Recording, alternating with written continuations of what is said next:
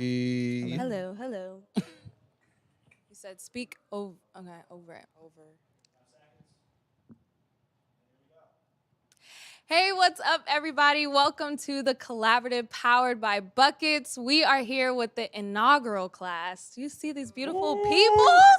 Yes, I'm Jordan Ligons, and we have a wonderful conversation about Black creatives and executives on how they're writing their story in sports and entertainment industry. So I'm excited to get started. Let's just jump right into it. How about everybody introduce themselves and talk about why you're excited to join this program and how you are going to leverage this opportunity? We could start here with Dimplez.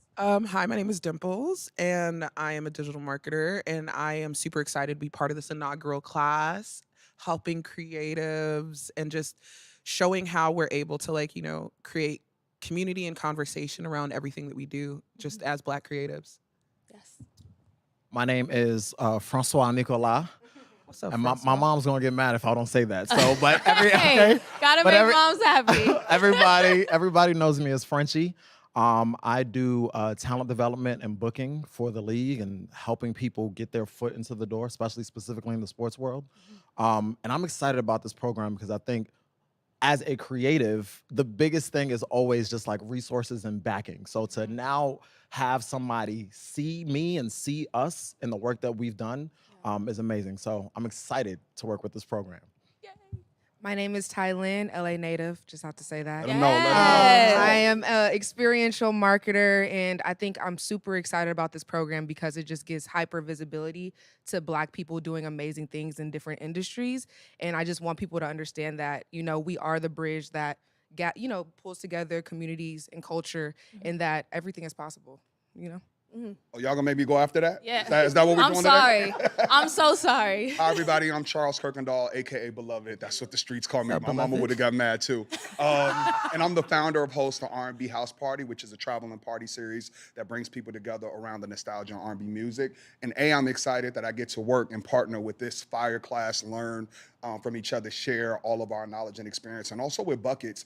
And I think, coming out of the pandemic, knock on something, that we starting to get back to it. Like, you have to have real value proposition and getting people out the house. People have gotten very comfortable being out inside. I know we say we back outside, but like, we want to do things that's going to be culturally relevant, forward, that gets people excited, and that actually makes some tangible impact. So I'm excited to work with Buckets and these fire folks to do that. Oh, that sounds awesome. You guys, I'm honored to be here with you guys, just to be amongst your presence. But you talked about the culture. That's what we're gonna start with. We hear that word tossed around a lot, but how would you define Black culture, and then how are you trying to celebrate it through the work and through the brands that you do? Start here. When it comes to defining Black culture, I see it a little bit holistically because I'm Nigerian, where it just throughout life, one thing, whenever we walk into a room, before people see us, they see that we're Black, right? And I think that shapes the way that we encounter things, and it shapes our experience. And I think the things that we're able to create in light of that, in add it, in spite of it, is like the movement or the renaissance of the Black experience, right? It's like, you may have this preconceived notion of me and seeing me, but you know what? I'm going to create the best roving house party known to man. You know what I mean? Like, I'm going to host the best content series known to man. Like, just genuinely doing those things. And I think that is the Black experience. Anyone else want to add? Yeah, I can go. I feel like the Black experience is incredibly multifaceted, and House Party does a good job at curating moments for every kind of Black person. It's really hard to put a definition on it because my backgrounds and experiences are different from everybody up here. So the way that I define that should be validated and have purpose. And so I think it's important that Black people in our culture can't be placed into a box, right? And that we need to explore everything outside of that box and really empower people to step into different boxes. And so I think all of these people up here do a good job at shining light on those boxes, and creating new boxes for people to, enjoy. And speaking of those boxes, like, there has been a renaissance again, right? And Black culture is pop culture. And it's hand in hand. And when given the opportunities to kind of show, that connectivity or that synergy, that it is this exact same thing, I think that's what's really taken all of the things that we're doing in music, arts, tech, et cetera, to the next level. Like when you have a Robinhood app, for example, partner with BL, or you have I could go down a list of all these different type of partnerships that exist, but it's just like, if you want to be culturally relevant right now, you have to associate yourself with Black culture because it's the same thing. And I think a big part of our culture is hoop and basketball and sports like that. Hit them with the Euro. Yes. So what does basketball mean to the Black community? I think that's what I'm just gonna drop right there for you. You got time to Yeah, we got time today. Frenchy is the voice We of got the time today. Yes. I mean, listen, I think aside from what we see on the court, because for the most part, 90% of the players are Black. I mean, I think you think across the board when it comes to the partnerships, the music, even once you walk into the arena, and how that sets the tone. When it comes to basketball, I mean, Black culture and basketball and Black culture is synonymous. They fall hand in hand, and we've seen this for years. So I think it's amazing to now see a lot of these brands step up and not only just have their logos around the arena, but to actually put some money behind the schools and, you know, providing for communities and all of that. So that's, if anything, what I'm more excited about seeing. Anyone else want to go? Yeah. Yeah. I personally feel like growing up, like obviously my family, Black culture, we love basketball, but there was a point in time where I felt like that was the only avenue Black people could explore. And so I kind of had this resentment towards sports because I wanted, I guess, quote unquote, more for my people. But as we've seen, a lot of players have been able to build an identity outside of basketball and be real role models for our community and show that like you can do all the things and still be an athlete, you know? And so I've grown a new respect and love for basketball. And I think we're seeing that on so many different platforms about how athletes are showing up for their communities. And I think it's just really, really interesting to see how the narrative around that and their position within our lives has changed over the years. Yeah, it's definitely more than a game now, definitely. Yeah. There's no more like shut up and dribble. Like LeBron, I'm so glad that he just took that and ran with it because athletes are still people, and I'm the biggest basketball fan of all time, be very clear. But like the way that these athletes have transcended everything about culture outside of just on the court. They're leading podcasts. They've always been rappers to some degree. They're partnering. They are building schools. Like, it's insane, but it just goes to show like that sport is the medium for connectivity and bringing people together. And that's their platform. But outside of that is where all the opportunity really exists. Yeah. Shout out the Nets NBA Finals 2022. I'm calling it. Oh my. Interesting. Interesting take. I didn't know we were gonna go there today, but Dimplez, do you have anything to add? It's weird because it's like just comparing it to music. In music, Afrobeat is the last form of escapism, and I feel like basketball is that for the Black community. I think it is a mechanism that we as a society get to use to temporarily forget our problems because we can all relate to the sport and the camaraderie of it. But I also think it's a vehicle where people are able to change their lives. Do you know what I mean? I think of the lives that LeBron has impacted in starting his Promise School in Ohio. I think of, do you know what I mean? Like all the work that J.R. Smith is doing now that he's back in college and empowering young Black men to go back to school. Like, and I think of all these athletes who started out in situations where they weren't given the equitable solution in order to learn, but they're doing everything that they possibly can to change the circumstance of everybody that comes behind them. And that to me is how, in the Black community, we are reclaiming our power in this society, right? And I don't think any other country has that uniqueness or that ability to do so. Yeah. Wow. That was amazing. My bad. No, that was good. That was good. I went to two of Arizona.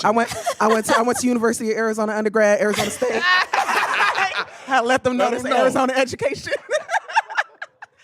Let them know. No, I'm so happy you brought up music too, because, you know, just like you said, it's either rap or go to the league. That was a lot of what people thought. But now it seems like music and basketball kind of coexist in this really unique lane that's fun to, you know, explore. And I want you guys to think about some of your fondest memories of where those intersections have kind of happened between music and basketball. I think of like throwback jerseys and how rappers were kind of repping those, and that made it super cool. And so that was kind of where music and basketball kind of intersected in that way. Oh, I have a totally different one. I think about how Shaq has a platinum selling album that nobody talks about. Let's talk about I it. think about how Kobe, God rest his soul, was a rapper and was in music videos for SWV and Destiny Child. I think about how, like, because, like, you know what I mean? Like, I'm sure Kobe knew he couldn't really rap like that. You know what I mean? But I think just because he knew who he was in our community, being part of rap culture was easy. I think about how players, when Nipsey would sit courtside, would come out to last time that I checked, in a Staples Center. That rings off. Moment. That's a Wow. moment. Right. Wow. You know? But I think that's where we coincide. I think the things that we're able to create as creatives, whether it is music, whether it is learning how to play a sport, whether it is art, sewing, drawing, what have you, I think those things bridge throughout our communities and allows us in a different way to connect that other people are unable to. Yes. From my time in the league inside the arena, I think it's amazing that halftime shows, which once used to be, all right, everybody just go to the bathroom, go get your pretzel, have now become a stage for music. So like Nipsey Hussle, whether it was he performing at the Staples Center or you look at All-Star Weekend, and if anything, people look forward to that halftime show more than they do the game at this point. It's like, who's gonna perform? Is it Mary J. Blige? Is it DJ Khaled? Dre Day? Again, who is it gonna be? So I think looking at those moments, you're just like, okay, what really runs this? Is it the music or is it the game? Or is it both? And now can they exist without each other? Yeah. I think just All-Star Weekend is just a moment for the culture and basketball. It's just a hub of all of that. And I think that it does show that where it can bridge that. And you're saying like, okay, who's going to be there? You know, people are showing out. The fashion gets into it too.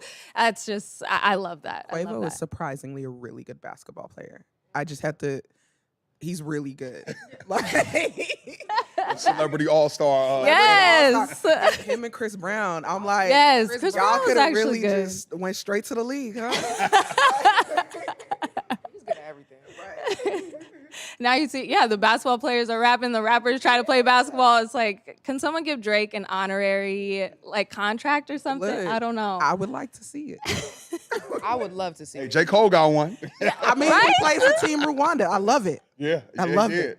Have you seen him play though? Like, is he actually He's good? solid. Good. He's Okay. solid. Okay. He's all right. He went, Oh, here we go. no. Here we need the truth. That's so what we're You have to after. understand, he coming off the bench mid-30s. It's different. He went to St. John's for ball. Like most of us, we all went to school to go play basketball and found other stuff. Like he went to school to play. He really could have gone to the league, you know. But he's about 10 years removed from his peak basketball days. You know, that conditioning after 30 a little different. It's different coming off the bench. 30. Oh, that's hilarious. But okay, so fashion, we talked about it. League fits, tunnel fits. Ooh. How has that just elevated athletes and fashion and kind of, again, made that intersection between the two? May I? Yeah. So this is fake conspiracy theory. I feel as though streetwear isn't ours anymore. So we're reclaiming high fashion. I would like for everybody to take a look at Kyle Kuzma. He Great is example. leading and paving the way on what it is to be high fashion, but keep it elevated, but still keeping it street. He's gonna give you a pink sweater tunic that comes down to his knees. Oh yeah. And sleeves. With the sleeves. Very wild sleeves. with the wild sleeves, because he wants you to know he's coming with that energy at 7'3". Yeah. Okay. Yeah.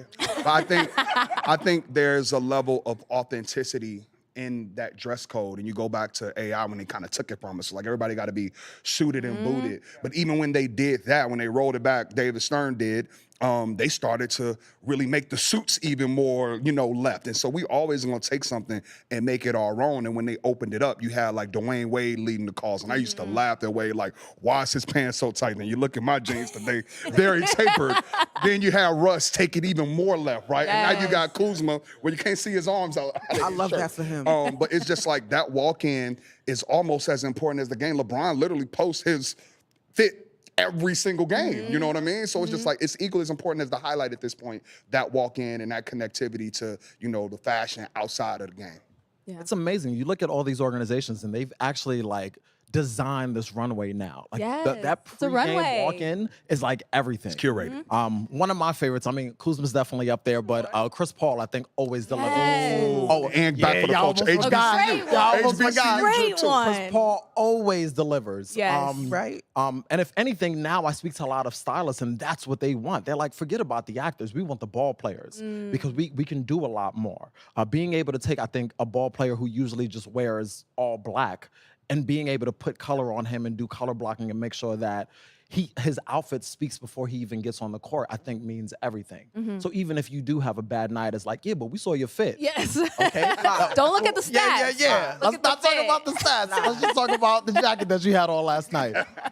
So I think it's amazing just to see the growth of that. It's pretty cool. Yeah, and I think it's like the athletes are setting the trends too, because you have accounts like League Fits, you have people posting them on Instagram, and now you're saying, okay, yes, I want to wear the basketball shoes that they're wearing, but I also want to wear the shoes that they're wearing when they're walking into the court. So what do you guys think about them being the ones setting the trends? I just feel like they're just mega superstars right now, like athletes, rappers, like they are taking over when it comes to, again, culture again, you know? And I feel like since social media is so humongous, from TikTok, from everything, like, again, back to that hyper visibility, like they have to be more than just what they are on the court and what they wear on the court. And so I think it's beautiful to see them finding other avenues to express themselves. And they look fly as fuck doing it, you know? Sorry, I don't know if I could cuss. But, like, you know, sorry. And so, I mean, I just appreciate it because they're also putting on, a lot of my friends have had their brands being worn by them, and that's just like so dope, you know? And so they're just doing their shit, and I love it.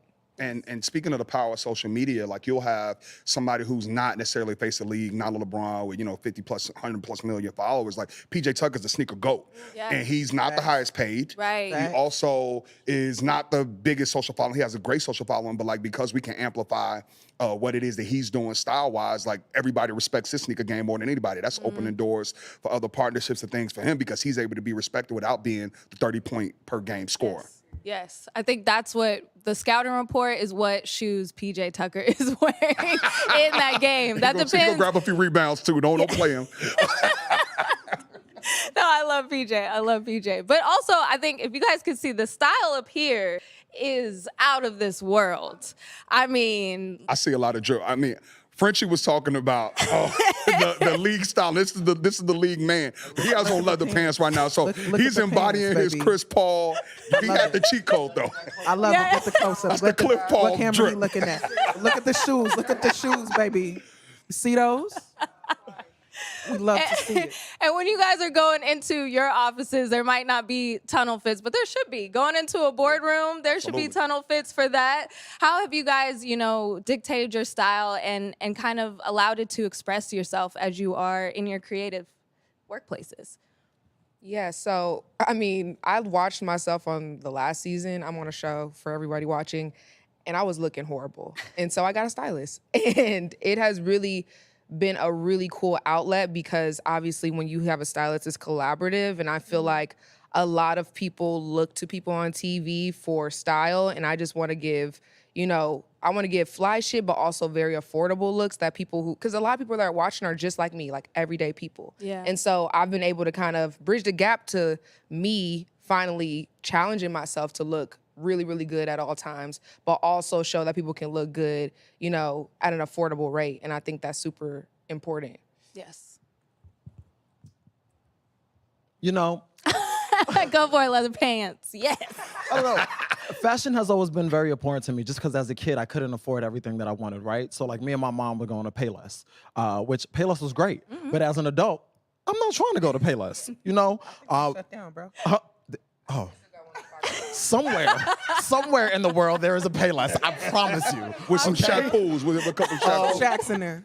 But for me, man, like the amount of clothes that are made every year, number one, is insane.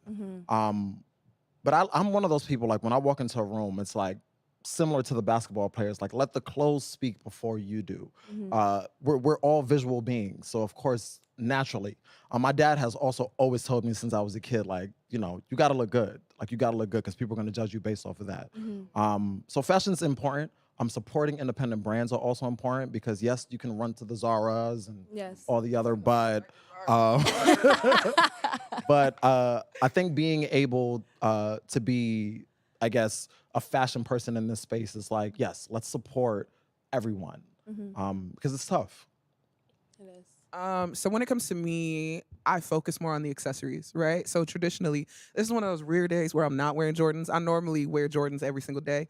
I'm wearing the Air Force Ones, you know, keep it classic. But traditionally, I focus on accessories, whether my hair is big as my personality, whether my nails are as bright as whatever I'm talking about, or my ring is just gaudy and loud, because it's one of those things where it's like I've learned in going to predominantly white institutions how much we as Black people have to shrink ourselves to fit into certain spaces. And I would like to weaponize my fashion or whatever little bit of fashion I have in order to not shrink. So I'm going to be loud. I'm going to be verbose. You will see these nails. You will see the shoes. You will see the hair before I walk in the room, and you will know it's me. The hair is important. The hair is important. I walked in, I was like, damn, her shit real. It looks great. I was like, I'm cosplaying her. The hair is important. Like, wow. It is giving texture. Yes. It's definitely Yes. I got the Bezos bundles. That's why I've been called straight from Amazon, okay? For me, like, I'm from Chicago. Also met Kanye West this weekend. That's the Let's talk If you about want to that. tell a story, please. But he inspired me so much growing up. You know, I was the guy in Chicago, and again, I have poverty PTSD, as I call it. I grew up, didn't have much. My mom did a great job. I got one pair of shoes for my birthday. They were Jordans, of course, and then one pair for Christmas. And so you got to make it work outside of that. You got to keep them clean. You know, you got to protect your stuff. But now I had like a sneaker addiction. Like, that is my thing because I wasn't able to have as many as I wanted growing up. And so I went from like the double pop collars, and everybody in college thought I was country. I went to college in the middle of Indiana, and a whole bunch of New Yorkers were there. And I saw the New York fashion. They had the leathers on with patches. I was like, what is this? Meanwhile, I got Lacoste, two Lacoste polos, multicolored. And so then I spent my adult years in New York, and I just felt so suppressed because I was working in finance where I had to wear a suit every day. And I got this immense sneaker collection that I couldn't even wear because the industry spoke to, you know, you have to have this professional decorum, and there was no walk-in into the office. So I literally switched my professional career on the basis of wanting to wear my shoes and be my authentic self to work. So I got out of finance and went into tech, where you can wear whatever you want, where you could show up as your authentic self. And it has just, allowed me to propel quicker than I probably would have in finance because I was able to like showcase who I really am. But B, I'm getting these shoes off, you know, a little Travis Scott's right now. And it's just a vibe. So, you know, all of the different places that I've lived, the experiences that I've had, the people that I watch on TV has like played a role in my fashion style. Last piece, I'm a bigger guy. I can't get every piece, but you know, you get a signature piece, you mix it in, some independent stuff. I have like a Nike t-shirt under, a little drip, some nice shoes. And if you look good, you feel good, you feel good, you smell good, the money is gonna be there. Yes. Somebody gonna be great. I love that. Look good, play good, you get paid good. That's what I. There you go. Write that down, somebody. Bars. Woo!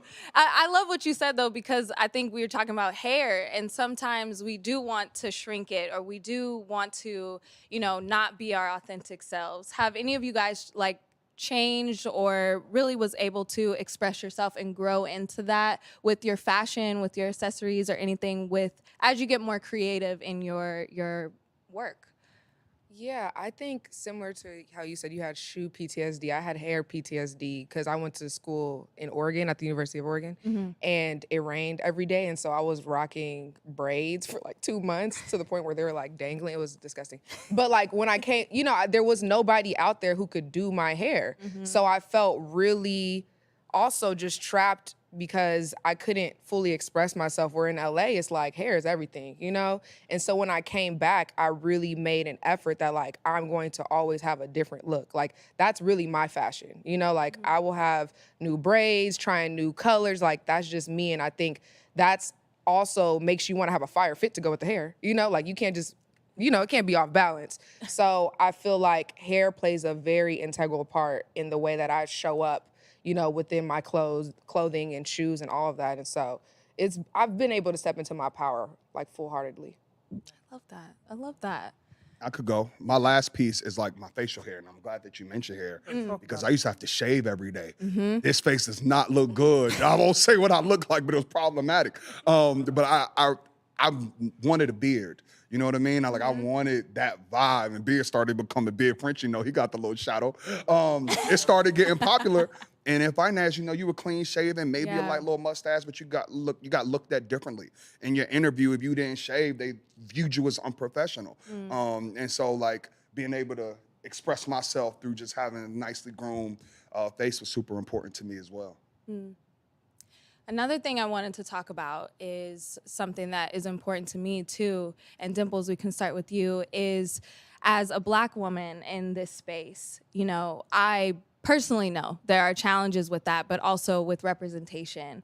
And I just wanted to ask you, and we can go around, what ways would you like to see yourself represented more in your industry and in the sports media world? When it comes to seeing more of us in the sports industry or the sports media world, I think it starts with opportunities like this. But I also think it starts with us also being on the other end of the opportunities. So we're part of this inaugural class with Buckets and with Wave, and it's super, super exciting. But I think the thing that's most exciting for me is being able to bring other Black women into this opportunity with me. Yes. Like if we're having programming, how can I make sure other Black girls are doing this as well? Because so far and few between, and we know about the pay inequity between the WNBA and the NBA, and how right now, though Brittany Griner's locked up in a Russian prison, it should be national news. Nobody's talking about it because she's a Black woman. But it's one of those things where it's like the inclusivity of bringing more people in is what I want to see, and it's how we win overall. I feel like I tell my friends all the time, I love nepotism. Like I will bring Come up, on. and I will put anybody on. My whole team is my homegirls. Like it's really important that I create doors for the people that I love and care about. And if someone I love introduces somebody to me, you family too. Like what job you need? So I think, especially in the sports industry, I think right now a lot of amazing Black women are sports journalists, and we're seeing that angle. But I think now it's time to put Black women in higher leading positions, whether that's coaching, whether that's owning teams. And I know that's a difficult, long journey path ahead, but I think it would be good to start seeing the women who are behind the scenes really making those strides to make sports what it is today. Yes, and I know for the guys too, I'm sure you're walking into rooms like, where are the Black women? Where are they? What ways would you want to see more representation in sports media? I mean, for me, I would say the biggest thing is just support, right? As the youngest brother of two older sisters, and then of course watching my niece who's now getting really excited and interested based off of what I do in the space. I think the biggest thing is just making sure that when we are in those rooms that we are having the conversations. If there is a lack of Black women, then the question is, where are they? What is this interview process like? Who are you guys screening in order, and as you build these tables? So the biggest thing for me is just support. What I can do as a Black male in the space is just support Black women. And that's all I can do. We appreciate you. And for me, I just think it's about fairness, equity, and really amplifying the skills and the power that is a Black woman. When we think about sports in the NBA, yes, we have Becky Hammond. Yes, Jeannie Buss is our owner. We need a Black woman owner. We need somebody to partner up with Sierra. I've said Sierra. Serena. Sierra maybe too. Russell Wilson got a bag. Yeah. My apologies, Sierra. You probably could. Partner up with a Serena Williams and be a part of our ownership team. Why don't we have a Black female head coach in the NBA? Because they just as fire. You've seen Love and Basketball. So now they got the move. I'm sorry, I'm being facetious. But Black women are just as talented at basketball as Black men, probably even more skilled because they get the baseline understanding. They understand the is come on, son, I could keep going. Yeah. So it's just why we can't take that and translate it into the coaching field and have a Black woman head coach. So just when we start to value them the way that they deserve to be valued and understand the equity and all that they bring to the table, those type of doors should be open for Black women as well. This is my favorite song. I could talk about this all day. But even Buckets, I think since we have this platform, we did want to kind of give those Black women flowers, that maybe shout someone out that is, you know, breaking the glass ceilings, paving their new path. So we can just, give someone their flowers that you know or that you admire that, is doing great things in this industry. I would like to say Brittany Elena. Absolutely killing it. Yes, Just she in is. every facet. Recently did a historic reference shoot where they visioned her as Kobe. And I think that was probably one of the most powerful correlations because, you know, typically it'll be like, oh, a woman, let's go ahead and have her be Lisa Leslie, right? But it was like, no. We're going to do this. And I love that. And her shoes are crazy. Her Jordan 1s are insane. Her Jordan game is insane. The collection. Oh my God. Insane. Woo. I'm gonna go with my girl out in New York, Ari Chambers, who's using her platform, Highlight Her, to highlight women across the board.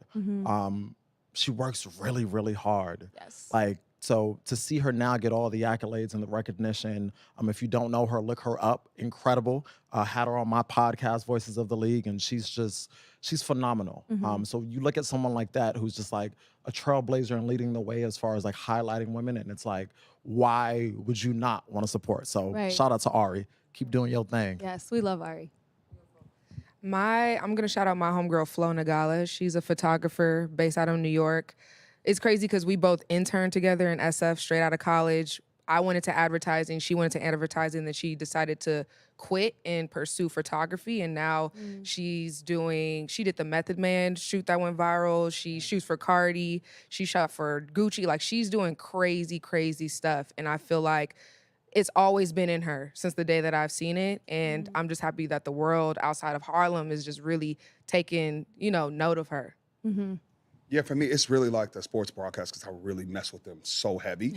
And like, there was a time when every morning I wake up and watch First Take, and it was Carrie Champion sitting in between because this was the time. It was Skip Bayless and Stephen A. and Carrie in the middle there. And like, obviously, there are so many more women post that really have been able to kind of take it to the next level. But Carrie Champion still resonates. She has other things. She's doing podcasts. She's doing more bespoke type of experiences. But like, I really, really, really follow her and love the work that she was doing in that time and currently. Yes. Well, shout out to all of those women. I have to give a shout out to Dawn Staley. We're talking about women's basketball. Yeah. It USA. is March Madness. Just what she's doing with that program and the whole South Carolina women's basketball team. I think a lot of people have watched college basketball. They think UConn. They think a certain type of basketball player. And now they are balling. And they have a leader in Dawn Staley who has done amazing work herself. But now she is leading these players, but also these young women. And that is just seeing it from afar and seeing it up close. It is amazing to see. And going on with that, with opportunities, I think we also think about young people and kind of the non-traditional ways that they can kind of get into this lane. They could be up here, sitting here next time. What are, some non-traditional or lesser known roles that you would like to see more representation in? Maybe a way that they could jump into this industry that no one really thinks of. Sorry, do you mean just the sports industry or just any? Sports industry, entertainment, music. I think there are a lot of pathways to get to success, that it's not just straight. And maybe there's some other ways that young people that are maybe watching may not know how to get into it. I can go. So right now with filming, I love the cameramen, but they're always men. And there was a moment where I was really just I didn't want men in the room, Yeah. And my homegirl just did a good job at championing and be like, we need a female, camera woman in here, and that's all we want in here. And they had to, scramble and find someone, and then at first it's like, no, we don't got no one. And that just was like really triggering for me because it's like you're dealing with women on a daily basis. Like, you want us to not be, one, portrayed in the male gaze, but two, create a safe space for us to be portrayed in the media through a woman's eyes, And so I think, I know it's easy to want to be a producer, all these things that are amazing, but I would love to see more women behind the camera and who are directing. It's very amazing to have a ton of Black people work on set with you. You just feel nurtured and cared for, and you have a safe space. And so that would be one thing that I would love to see. Yeah. Anyone else have anything? I can go. So I just think for the youth, my advice is just to find your passion, and it could be multiple passions, and nobody can put you in a box. When you think about the lens of entrepreneurship, you could be an entrepreneur of 5 different things. You could do hair. You could also be a marketer. You could do this. You could do that. I own my own business. I host stuff. Also, I'm a tech leader. You know what I'm saying? Right. You could do it all. And as you think about any industry that you want to be in, you have the ones that, have a little bit more of, what's the word? A little bit more allure to it, like in sports and entertainment. You don't have to be on air talent. Right. You could be doing the camera work. You could be a producer. You can be somebody who, you know what I mean? Like every role, every field has all different segments. You can work HR in the NBA. Like you don't have to just be a basketball player. Yeah. And I just think it's important for people to understand when this show is produced, you need engineering to produce it. You could be an engineer producing for sports, for buckets, for Wave TV. And I just think our community really needs to have access and understand the full 360 scope of everything that's happening that they see on TV. And I just think that, we could have people in those spaces and ultimately into those boardrooms. Yeah, that's so good. So good. What do you think, Dimplez? Oh, okay. Just, to echo what my brother said, honestly be passionate about everything until you find like the thing that works best for you. Yeah. I know my path to where I am currently is probably one of the most non-traditional paths known to man. On paper, I'm a physical therapist, which doesn't make sense because We're going to talk about that later. Yeah, I want to dive into it. Which doesn't I make want to sense. dive into But if that. you know about my background as being not a basketball player who tore her ACL, has had 4 knee surgeries, physical therapy makes sense. But then it's like, well, how did you find music? Because I was passionate about web design and was building websites through school. And, then I hated web design and became a publicist. And then I hated that. And then I got really hip with socials. And it's like, not being afraid to stick and move as you follow and pursue all the passions that come to you. Yes. But also like never stop seeking education. Do you know what I mean? Like traditional education may not be your route, but make sure you're doing what is required in order for you to never stop learning.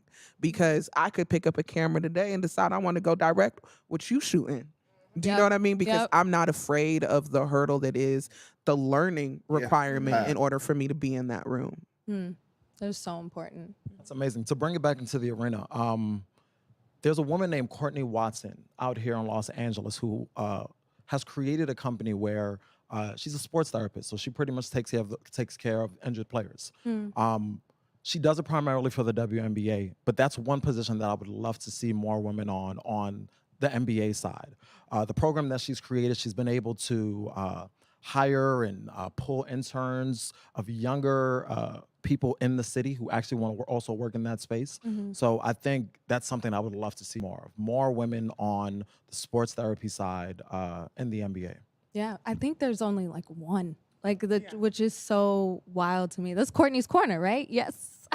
You know. I know. She taped my ankle once or twice or two. I love that. Those are all such powerful words and such good advice. And I kind of just want to go off of that. What is some advice some wise words that you have heard that has really inspired you or ignited that passion and was enabled you to step out onto a ledge to keep creating, keep going? Yeah. Okay. No, you go. For me, it's actually a Bible scripture. It's faith without works is dead. And you could believe, you can dream. Nobody can shoot down what's manifested in your head that you could become, but you got to put the work in. And what Dimple said, like, you willing to do the work, try, ask the right questions, sit, do a unpaid internship, learn from people, set up informational calls, go shadow somebody, and really perfect your craft. The sky is literally the limit. Like, nobody can stop you, but you have to be willing to put the work in. So faith without works is dead.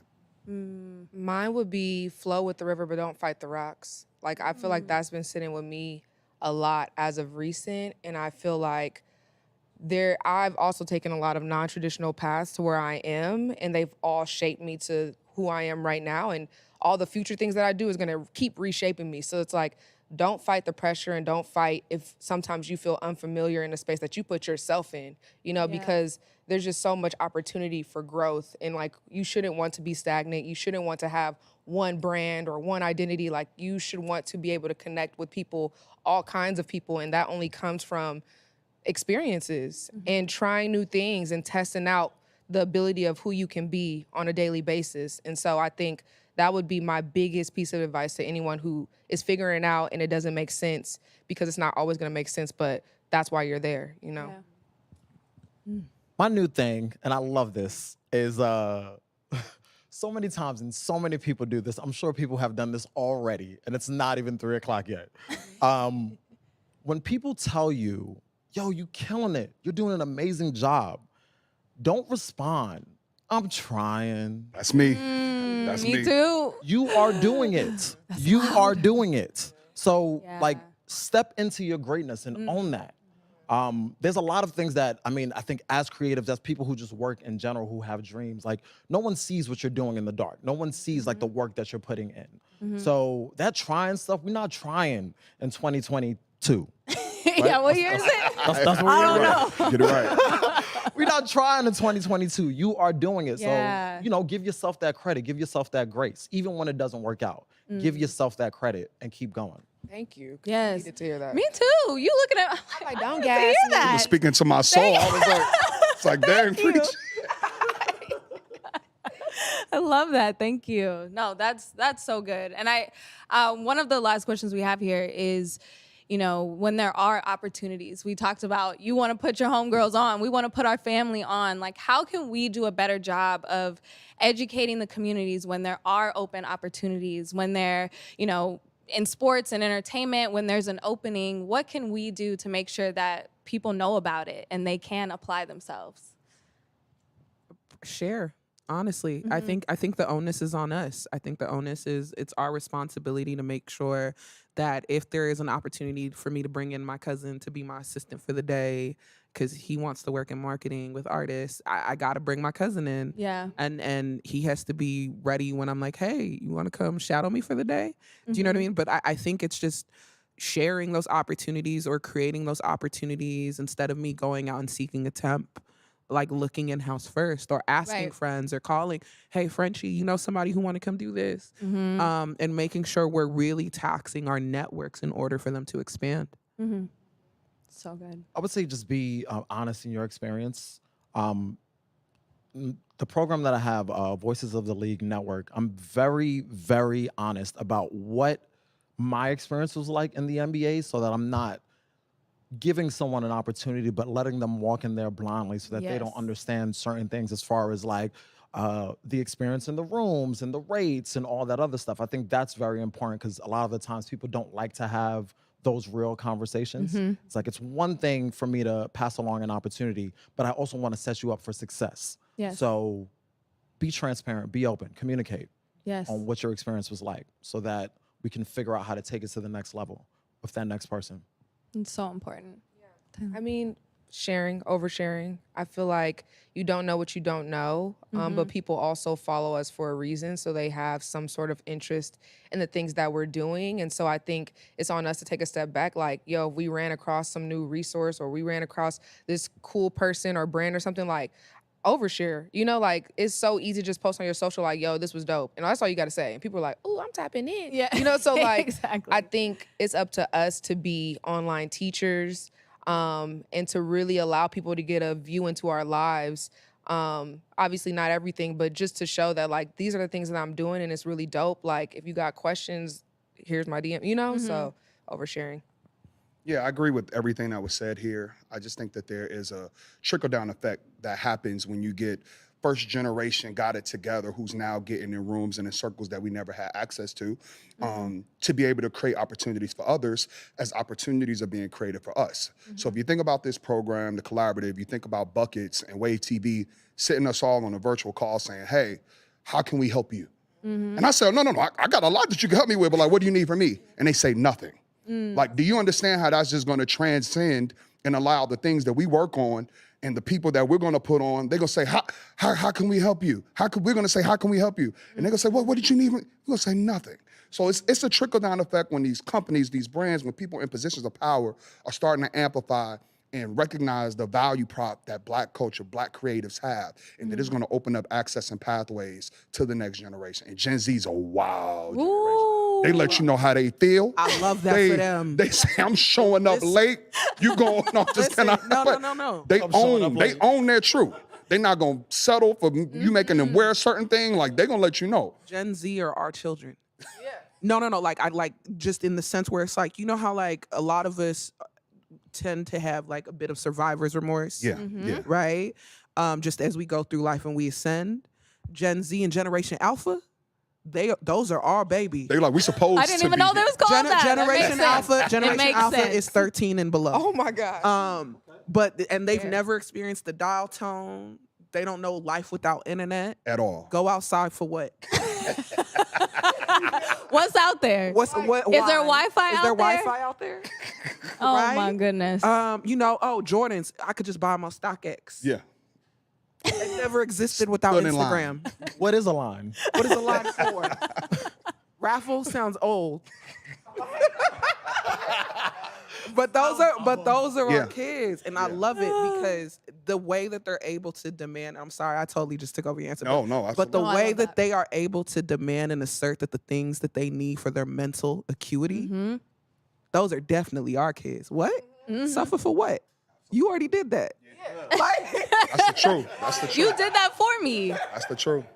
No, that is so much truth. And I think we could just go off of that. Like, what inspires you about the next? Because there are people coming up that see what you guys are doing and they're inspired, and then everybody's trying to top everybody else, but it's kind of good. We want to see that. I think to Dimple's point, I mean, you log on TikTok, and there's, first of all, every topic that exists. There was someone on there like, hey guys. you on Clean Talk yet? Excuse me? Clean Talk? We got to talk after this. We got to talk after Clean this. Talk with the Clean Talk. OxyClean? Oh my God. Okay. No, but I have a notebook when I watch I those. think Gen Z and Gen Alpha, going back to Dimple's point, is just like there's a level of transparency that we've never seen before. Everyone's talking about their struggles, and like you actually get a real person. Most of the time, these kids have barely been through any of life, right? Right. Like literally just graduating 8th grade, and they're like, life is hard. Where? You want to talk about these bills? They get to bills. Okay. But no, I think that's definitely something that I do appreciate. Like, as someone who continues to work on my levels of transparency, I love that about this next generation. They will tell you exactly how they feel. And they don't care. It's just, this is how I feel. So you have to listen. Yes. I just love that they call bullshit on everything. Like, I could get on there, do a little TikTok, and they're like, girl, what are you doing in the comments? And I'm like, you right. Like, You right. You know, and so I feel right. like I just appreciate that, like, they're not scared to not really put people in their place, but to call BS on all aspects of life. Even their parents, like, they be going crazy. And I feel like that is so important, because if you can call BS with yourself and on the world, like, you just are moving authentically, you know, and you're moving on the path that you want to move on. And I know there's, you know, they might compare themselves to other people because you're starting to see all these people doing these things, but at least they're talking about it, you know, and realizing that, like, their life may seem perfect, but mine is too in certain ways, or it's imperfect and I'm working on it. I think it's so healthy for people to talk about that, because, you know, in the Black community, like, we don't talk about that. Like, I'm just now getting my grandma to talk about things that she would never want to talk about. Right. And that's thanks to Gen Z. Like, it's okay to have these conversations and disagree with your loved ones, you know? It will make us prevail faster. Yeah, I think for Gen Z, it's the nature of their freedom and creativity. Like, they're gonna have the best ideas that's gonna change this entire world, is in my humble opinion. Because they have that freedom. And again, with our generation being the generation that still has in the back of their mind, oh, we just gotta make it. We gotta get put on. My goal out of high school was to make 6 figures. Like, if I make 6 figures, I'm gonna live the best life ever. Or no, 6 figures is nothing for me. You know what I mean? But that generation, they're not gonna believe that. They're gonna believe that the sky is absolutely the limit. They're not gonna be afraid to share their salary with other people to make sure that pay inequity is taken care of, while we me just like, let me just try and get mine. Let me make sure I'm good because I don't want to go back to how I used to live. They don't have that in the back of their mind. So they're going to live with the level of freedom that is going to honestly shift this next generation and change the world. We're building room for better adults. And that's the thing I see. Oh, you just gonna drop the mic right there. Yes. Wow, you see, that's not right. I did this whole spiel. That was a moment. That was a moment. That's so good. We're just building better adults. Like, I'm gonna be old in my 80s, and these kids are gonna be like, "You not old? Hold on. Let me teach you this move." TikTok dance." And I love that. Like, I just love that. I love that we are learning from them just as much as we're, it's vice versa. I think we are seeing their transparency and we're saying, wow, that's kind of inspiring. I want to do that. Exactly. It works both ways, just like how generations above us. And I think it keeps growing. I love all of that. I agree. And just as we wrap up, we're talking about, the future. What are you guys excited about coming up in the future for you guys in your industries? And, the NBA finals are coming up. We're not going to talk about the Nets, but we don't got to talk about my Lakers if we don't talk about your Nets. We're even. But what are things that you guys are excited about, upcoming projects or anything? I feel like my future 10 years ago is not, like, I wouldn't have imagined myself to be right here. So sometimes I don't even be thinking about the future. I be thinking about the present. And even when people used to be like, oh, what's your 5-year plan? I'm like, that really boxes you in. Because it's like the whole time, the next 5 years, you're like, this was my one goal. Where it's like, if you just let that go, you can just have so many opportunities come through the door. And so, I mean, if y'all have comments on future, cool. But I just personally just like look into now. Yeah. Yeah. Yeah, to second your point, I mean, with everything that we've been through over the past 2 years, while I am always very excited about the future, I'm excited about tomorrow. Yes. Right? Like just being able to get up and breathe and take on the day. Yeah. So I may say while I am here, I'm very excited about season 2 of the show. Okay? Sweet Life. Yes, Sweet Life on HBO Max. No plug. Kinda. But yeah. That's cool. That's exciting. What is it? I'm excited. What am I excited about in the future? Yeah, in the future, or what you're doing right now that you're excited about. I'm excited to be outside. This is gonna Let's sound talk very about crazy. it. No. So like the pandemic, like obviously there were the ramifications of the pandemic, but in the pandemic we had the moment in time to slow down and really kind of reevaluate what's important to us versus what's not. Yes. And I think those 2 years were very hard on some people more than others. And I think what I'm most excited about in the short term, the shorter future within the next 6 months, is watching those same people who struggled the last 2 years just shine. Like I love that for them. Yes. I'm excited because I think that's what we need is like people. Yes. Yeah, I'm excited about the house party, creative R&B house party collab that's coming June 10th. Ooh, With Buckets, we collab. about to do a crazy give back. Y'all getting included. Frenchy gonna be giving away I'm to the inviting community myself. Stuff. And so, like, Me too, I'm coming. I plugged that for an example of like they were 3-4 years ago when I would be doing party just to like do one, just to get some money. Like I want now post what we have just all gone through. I want to give you a real reason to show up. Like it's going to be something that you've never seen before. It needs to be something so innovative that, you leaving the house and leaving Bel Air and other things that's happening on television to be around people again and feel comfort that it's worth your time. Yeah. Like, I feel like I owe you that when you're giving me your time the way that we started to value time again in the pandemic. Now I beat you right there. That was a point. Yeah, that was the mic Dimple's drop. been trying to kill me, man. That was it. I set my mic down. You say you got it. That's fair. I think that's a great place to end it. Thank you guys so much. This was No, this is so dope. Thank you. You were having I a know. moderator. Right. Thank you. Thank I'm like, I want her job now. Thank you. Go. No, you guys and are to the our best. studio audience. To our studio audience. Thank you guys so much. Again, the inaugural class of the Collaborative powered by Buckets.